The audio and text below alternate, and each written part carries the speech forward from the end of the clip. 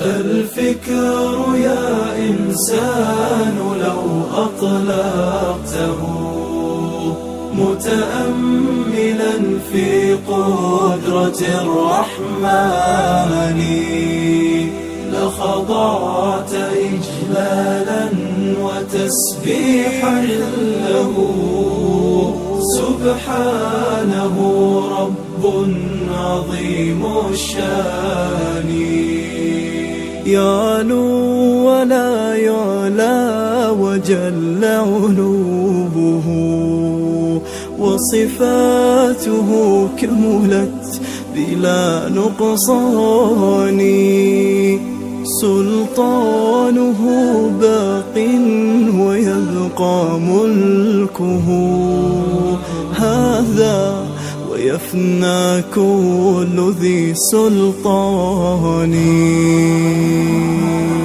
في كل شيء قد تكامل صنعه ذا محكم التنزيل خير بيان قد عم أرجاء الفضاء بآيه انظر ترى ما لا يصفه لساني هذه السماء تزينت بكواكب لجمالها رفعت بلا أركان والريح تجري والسحاب بأمره يحيي بها ما مات من بلدان هذا ومن آياته تلك التي حملت بلا رجل ولا بهتان والكل جند للإله ما ترى جندا يقض مضاجع الطغيان وإذا السماء تشاققت من هول ما وعد الإله بآخر الأزمان والأرض غير الأرض هذا يومها وجبالها نسفت أمام عياني وتفجرت فيها البحار بأمره هذا ووصف الوعد بالقرآن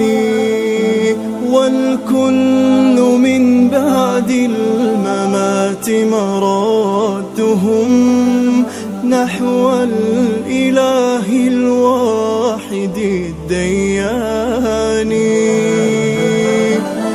في ذلك اليوم العظيم نفوسنا